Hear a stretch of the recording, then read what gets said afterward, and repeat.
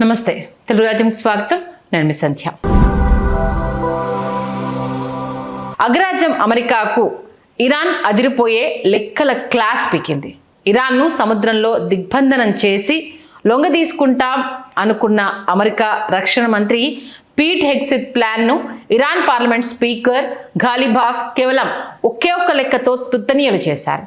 మీ దేశంలో 2 భారీ గోడలు కట్టినా అవి మా సరిహద్దుల కంటే ఇంకా 1000 కిలోమీటర్లు తక్కువే బాబాయ్ అంటూ ఆయన చేసిన సెటైర్లు ఇప్పుడు ప్రపంచవ్యాప్తంగా మారుమోగుతున్నాయి. అమెరికా రక్షణ మంత్రికి కనీసం కిలోమీటర్ల లెక్క కూడా తెలియదా అని ఘాటుగా విమర్శించారు. అసలు ఆ 1000 కిలోమీటర్ల లెక్క వెనుక ఉన్న అసలు మతలబేంటి? అమెరికా ప్లాన్ ఎందుకు ఫెయిల్ కాబోతోంది? ఈ వీడియోలో చూద్దాం. అమెరికా విధిస్తున్న నౌకాదళాల దిగ్బంధంపై Iran parliament speaker Muhammad Bagher Ghalibaf చేసిన వ్యాఖ్యలు ఇప్పుడు అంతర్జాతీయ స్థాయిలో సంచలనం సృష్టిస్తున్నాయి. అమెరికా రక్షణ మంత్రి పీట్ హెగ్సెత్ ఇరాన్ను సముద్ర మార్గంలో దిగ్బంధించి లొంగదీసుకుంటామని చేసిన ప్రకటనను ఘాలిబాఫ్ తీవ్రంగా ఎద్దేవా చేశారు. ఆయన ఒక ఆసక్తికరమైన భౌగోళిక పోలికను తెరపైకి తెచ్చారు. అమెరికాలో న్యూయార్క్ నుండి వెస్ట్ కోస్ట్ వరకు ఒక భారీ గోడను, అలాగే లాస్ ఏంజల్స్ నుంచి ఈస్ట్ కోస్ట్ వరకు మరొక గోడను, ఇలా 2 భారీ గోడలు నిర్మిస్తే వాటి మొత్తం పొడవు సుమారు 7755 కిలోమీటర్లు అవుతుంది. అయితే ఇరాన్ యొక్క మొత్తం సరిహద్దుల పొడవు భూ మరియు సముద్ర సరిహద్దులు కలిపి సుమారు 8755 కిలోమీటర్ల పైనే ఉంటుంది. అంటే అమెరికా ఖండం అంతటా 2 సార్లు అడ్డంగా గోడలు కట్టిన ఆ మొత్తం పొడవు ఇరాన్ బోర్డర్ కంటే ఇంకా 1000 కిలోమీటర్లు తక్కువగానే ఉంటుందని ఆయన లెక్కలతో సహా వివరించారు.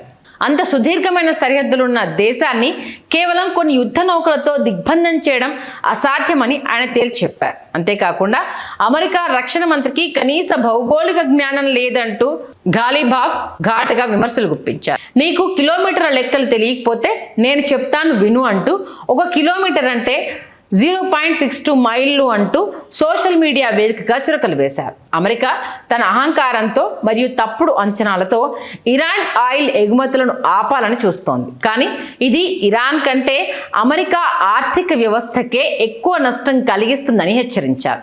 దిగ్బంధం విధిస్తే ఇరాన్లోని ఆయిల్ బావులు ఒత్తిడికి పేలిపోతాయని America treasury secretary Scott Bessent వంటి వారు ఊహించారని, కానీ దిగ్బంధం ప్రకటించి రోజులు దాటినా ఇరాన్లో ఒక ఆయిల్ బావి కూడా పేలలేదని, ఒక పైప్ లైన్ కూడా పగలలేదని ఆయన ఎద్దేవా చేశారు. ఇరాన్ యొక్క చమురు మౌలిక సదుపాయాలు చాలా పటిష్టంగా ఉన్నాయని, అమెరికా చేస్తున్న ఈ ప్రయత్నం కేవలం హాస్యాస్పదంగా మిగిలిపోతుందని స్పష్టం చేశారు.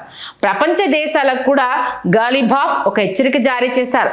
అమెరికా విధిస్తున్న ఈ నౌకాదళ దిగ్బంధం వల్ల అంతర్జాతీయ మార్కెట్లో ముడి చమురు సరఫరా తగ్గిపోయి ధరలు ఒక్కసారి భగ్గుమంటాయని ఆయన పేర్కొన్నారు. ఇప్పటికే ఆయిల్ ధరలు బ్యారెల్కు $120 మార్కును దాటాయని, అమెరికా తన మొండి వైఖరిని వీడకపోతే ఇవి త్వరలోనే $140లకు చేరుకోవడం ఖాయమని ఆయన జోస్యం చెప్పారు. ఇది అంతిమంగా అమెరికాలోని సామాన్య ప్రజలపైనే పెట్రోల్ ధరల భారం పడేలా చేస్తోందని, ట్రంప్ సర్కార్ తన సొంత గోతిని తానే తవ్వుకుంటుందని విమర్శించారు. ఇరాన్ కేవలం సముద్ర మార్గాలపైనే కాకుండా పొరుగు దేశాలతో ఉన్న సుదీర్ఘ భూ సరిహద్దుల ద్వారా కూడా తన వ్యాపారాన్ని కొనసాగించగలదని, అమెరికా దిగ్బంధం అనేది ఒక విఫల వ్యూహం అని ఆయన ధీమా వ్యక్తం చేశారు.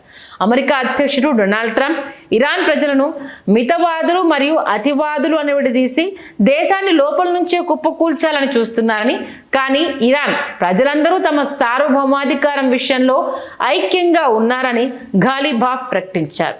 హర్ముజ్ జలసంధిపై తమకు పూర్తి పట్టుందని, తమ రక్షణ కోసం ఆ జలసంధిని ఎలా వాడుకోవాలో తమకు తెలుసని అమెరికాకు హెచ్చరికలు పంపారు. అమెరికా ఎన్ని ఆంక్షలు విధించినా, ఎన్ని కిలోమీటర్ల మేర దిగ్బంధనం చేయడానికి ప్రయత్నించినా ఇరాన్ తలవంచబోదని, అగ్రరాజ్యం తన తప్పును తెలుసుకునే రోజు దగ్గరలోనే ఉందని అన్నారు.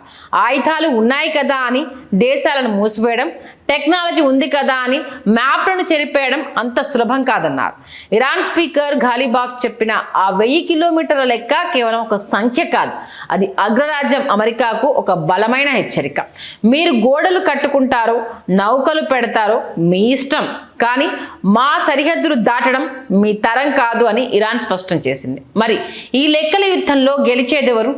ఆయిల్ ధరలు $140కు చేరి ప్రపంచాన్ని ముంచేస్తాయా, లేక అమెరికా తన తప్పు తెలుసుకొని వెనక్కి తగ్గుతుందా అనేది వేచి చూడాలి.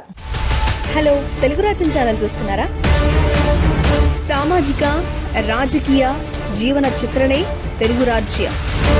అతిశయోక్తులు, అసత్యాలు ఉండవు. రాజకీయ కోణం కాదు, ప్రజా కోణమే కొలబద్ద. తెలుగు రాజ్యం వీక్షణ మీ ఉత్తమ అభిరుచికి నిదర్శనం.